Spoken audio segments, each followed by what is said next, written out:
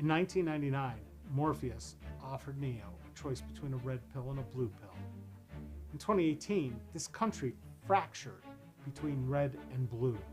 In 2022, I'm here to tell you that if you really want the truth, more voters are neither red or blue. Yet, they have no representation, no choice, and no options.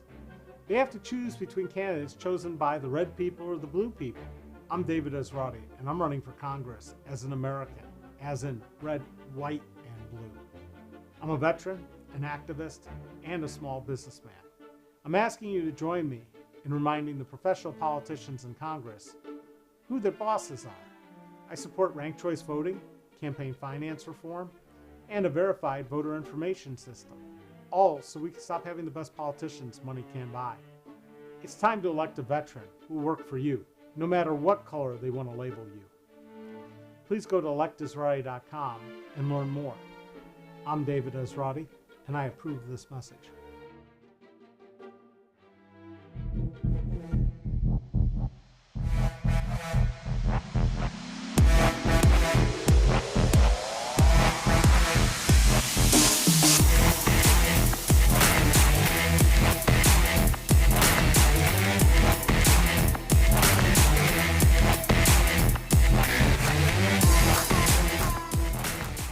In Jurassic Park, you thought those little baby dinosaurs were cute until they turned into out-of-control carnivores. That's sort of what happens to government when we elect people based on very expensive advertising campaigns and propaganda.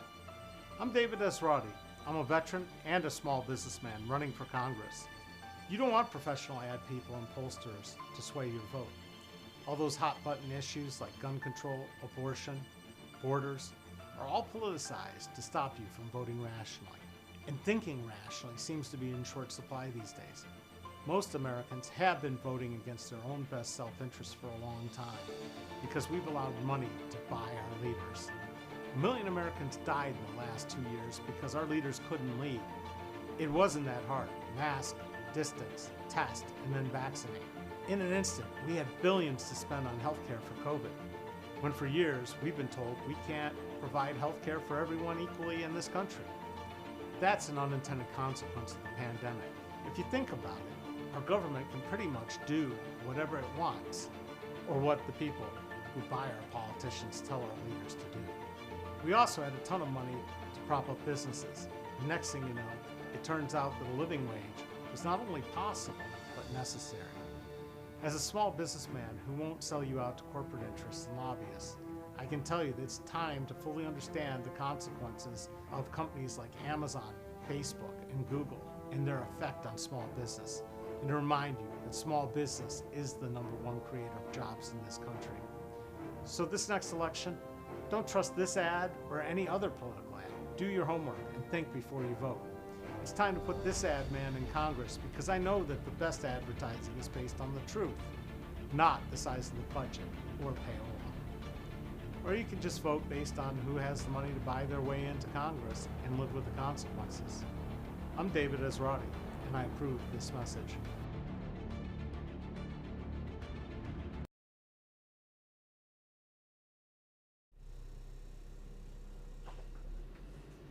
Hi, I'm David Esrati, and welcome to my live stream town hall.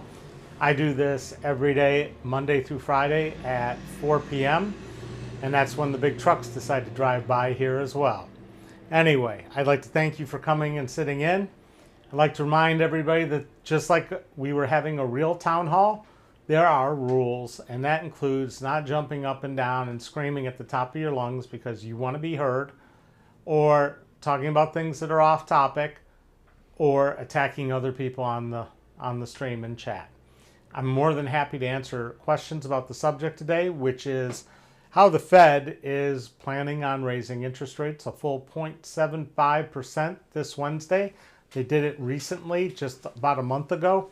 And it's my position that this is a horrible way to fix other problems. In fact, the Fed is not the first line of defense in stopping inflation. Well, however, we've got a government that's afraid to act and take control. We saw that during the COVID crisis. And because of that, we had over 1 million Americans die, one of the highest percentages of deaths of any industrialized country due to COVID. Handled it absolutely poorly. And guess who was your congressman? Mike Turner. So, first thing about what happens when these interest rates go up is they hurt the people in the lowest economic brackets the hardest. Number one, just interest, if you have any credit card debt, the interest rate instantly goes up, usually more than the amount that the Fed raised, and you end up having more debt instantly. Same thing with adjustable rate mortgages, and anybody going to buy a home is going to be tagged with considerably higher monthly payments. That takes money out of general circulation, which is what the Fed thinks is a great idea, except we have an extreme housing shortage and people need places to live. We don't want people living on the streets. We've already done that to several large groups of people because of bad government policies, including when Reagan shut down almost all the mental hospitals in the country and put those people out on the street. That's when homelessness became a real thing. If you ever drive by 10 Wilmington Place, know that that used to be called Dayton State, and that was a mental hospital. Now it's a home for old people, an expensive one. So, government has an obligation to the people to put restraints on things that are bad for the country. And it's something Republicans really hate. They don't like regulations. They don't like restraints. They don't like interventions. They believe in the invisible hand guiding everything. The problem is the invisible hand is now held by a very few people who have more wealth than several small banana republics combined.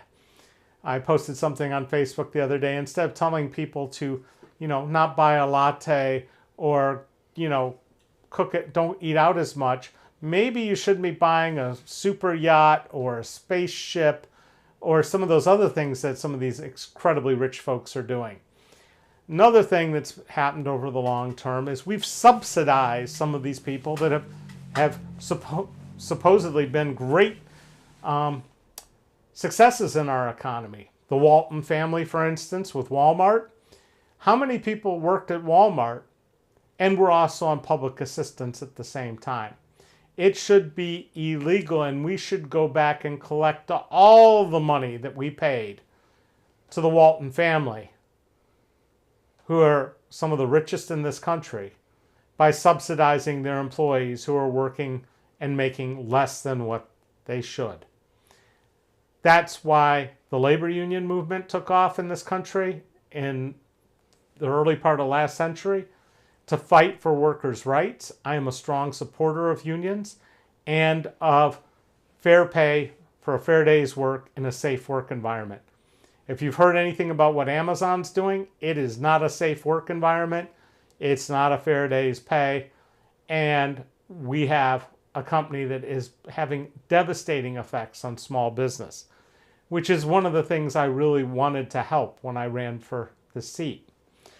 So, I'm happy to answer any questions anybody has or take any of your comments. But let's talk about what really caused the inflationary pressures of this round of problems. I'm not going to talk about how the government bailed out the bankers in 2009 again, because we've talked about that. Instead of paying off everybody's mortgages, we paid off the banks and still took your homes. That was wrong. The reality is we've got a system where we have the best politicians money can buy. We need to take the money out of politics, and then you'll start seeing some things happen that benefit you instead of the bankers, the investors, the super rich. What's going on is we lost 1 million additional people in this country during COVID.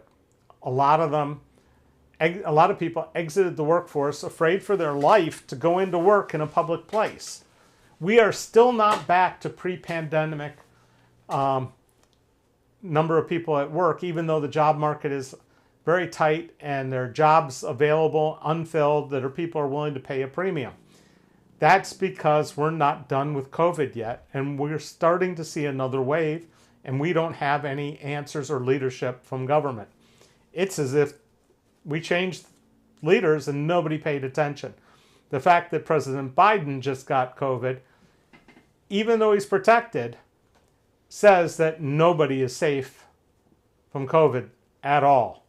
It may not kill you if you're vaccinated, but it will take you out of work for a while. Every time somebody drops out of work, that puts inflationary pressures on the economy, as people can't open their restaurants as many days, other people can't work, businesses have to shut down because they only have a few employees. These are serious problems that are still lingering and we're ignoring. Slapping an interest rate increase on everything is not the answer. The war in the Ukraine is also causing problems because Americans, who are largely, they don't care about what happens in the other parts of the world or the other parts of the world's economies. They don't understand that the Ukraine was the breadbasket for almost all of Europe, most of Africa, and that when you shut off those ports that the Russians have shut off, you've shut off supplies of food to hundreds of millions of people. That causes inflationary pressure. That causes prices to rise. We never should have let the Russians go into the Ukraine in the first place.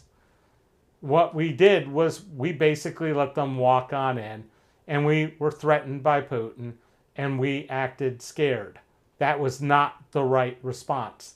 I don't suggest that we had to go in with our military, but just like he threatened us, we should have threatened back.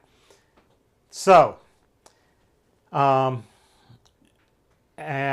Mr. Miller, the topic is in the subject, the Fed interest rate. Welcome. Hope you behave yourself, and just remember, after 2 unanswered comments, if you do a third, you're gone. It doesn't matter what you say. You got to wait for somebody else to comment. So, the second thing, besides the Ukraine war that's cutting off supplies and causing inflationary pressure, we have to look at this Fed action as a very short-term approach to a longer-term problem. We still have a squeeze on housing in this country, affordable housing, not luxury housing. We have a squeeze on affordable housing. Right here in Dayton, when we got hit by those tornadoes in 2019, where they took out over 2,000 units of housing, which means, say on average, each unit had 2.2 people living in it. You took away the homes for over 4,000 people that had to find a new place. That hasn't been easy. Plus, there's been a shift in people willing to stay in hotels, which are quasi-public places, to moving towards Airbnbs, which also can take inventory out of the market. Not all Airbnb operators are smart or good or do a good job, but they do take space away from potential housing for rent often. Airbnbs, I'm an Airbnb owner, full disclosure. I have 2 of them. I rented them for 25 years. People told me I was crazy to buy these houses and rehab them. Now it looks like a really smart deal. That's because, hey, like it or not, I've been ahead of the curve on a lot of things for a long time. Let's look at some of the things we've done in the past when we've had inflationary pressures or economic problems. We pumped money back into the economy. Now, yeah, we did that during COVID because we were on the verge of anarchy if people couldn't afford anything while their jobs were gone. And we had to save people. But during wars, during the Depression, we engaged in major infrastructure builds. The Works Project Administration under Roosevelt. And then during the war, when there were constraints on goods and services because everything was being focused on the war effort, they entered a period where rationing was a solution. Americans don't like to be told you can only have so much, but during the pandemic, we saw quite a few times where you can't buy more than 1 package of toilet paper or stockpile things.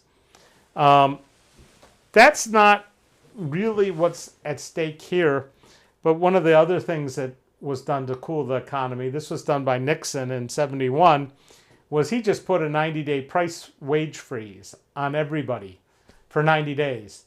where employers couldn't raise prices, labor unions couldn't negotiate more money. Everybody equally pitched in to stop inflation from rising, and it got Nixon reelected.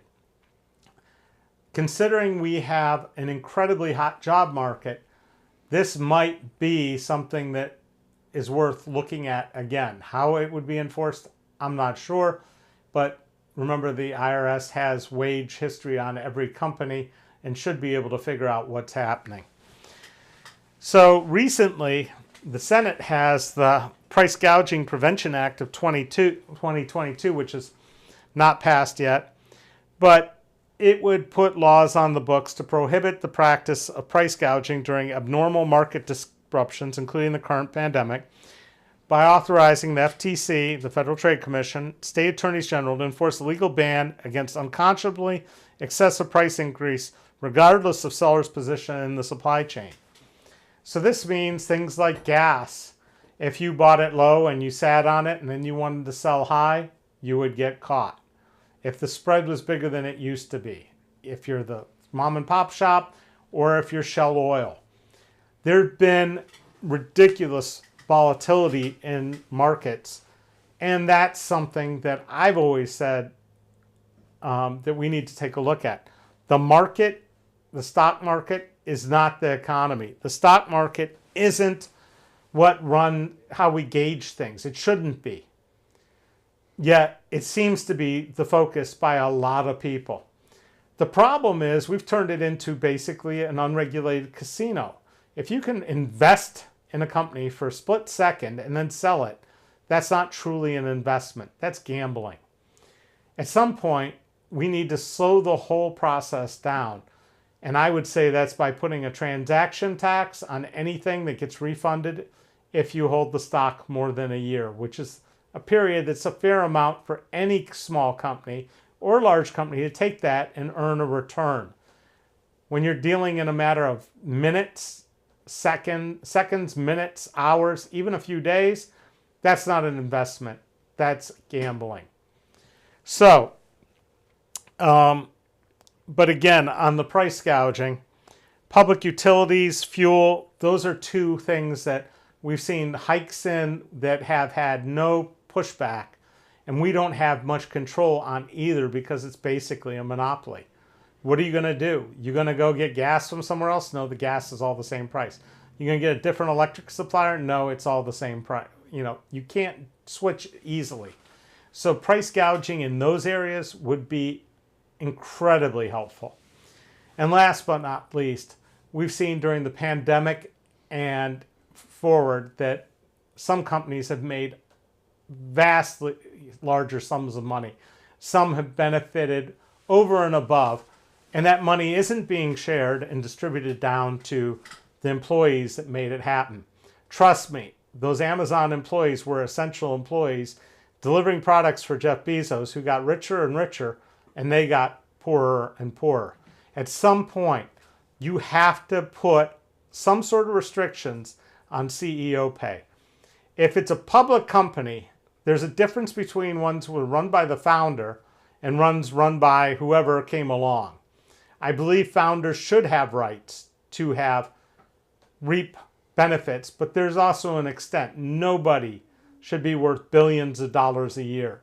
Somebody else was doing the labor for you to do that.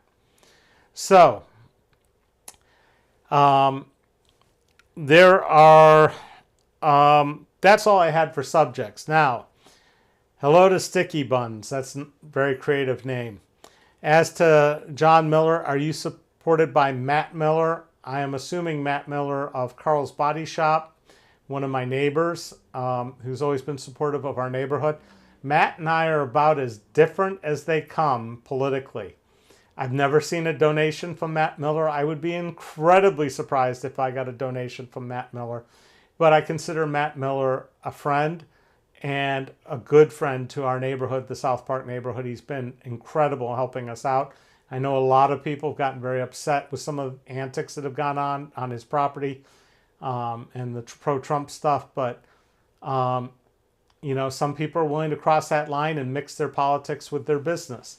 I got criticized on Friday by the new chair of the Montgomery County Democratic Party that I've helped candidates on both sides get elected. I own an ad agency. I help people who need to do things, who are willing to pay me. I believe in everybody having an equal opportunity, and every small business should be able to do work. Would it be any better if I said I wasn't going to bake a pie for a gay person? I would be doing the same thing. So yeah, I have worked for Republicans and helped them. I've learned a lot sometimes working for them. Learned about the technology they use, and I've learned more about their positions. It's one of the reasons I can talk across the aisle and talk to people who have differing sets of belief and try to find a happy middle ground somehow. John, is Matt any relative of yours by any chance? I don't know. Anyway, I really appreciate everybody for tuning in. We'll be back tomorrow. I don't have a subject pre-planned. If you've got any ideas for a subject, you can drop them in the comments. I see all the comments. We'll be back at 4 p.m. tomorrow. If you've got questions about the campaign, you find out information at electesrati.com. If you want to be notified when we're going to go online, make sure you hit the notify bell. If you're not already subscribed, do that as well.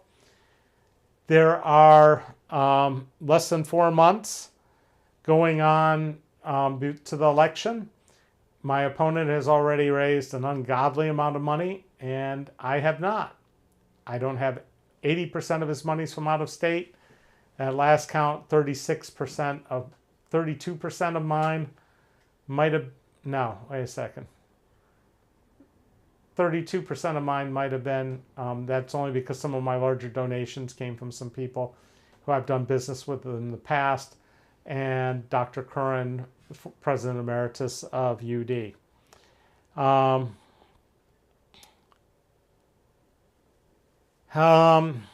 Not really though, right? Being Republican is a choice and you can't choose to be gay. No, it is the same. And now, Sticky Buns, you're breaking a rule here. But yes, I will talk about medical marijuana, legalizing marijuana soon, maybe tomorrow. That's a good idea. And the drug war, the whole mass incarceration caused of it.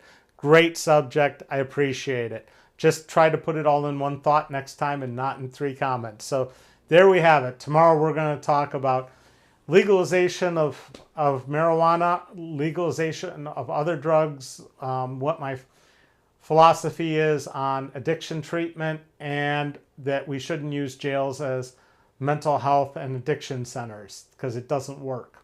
Thank you so much. We'll see you tomorrow. Same time, same place. Thanks for watching.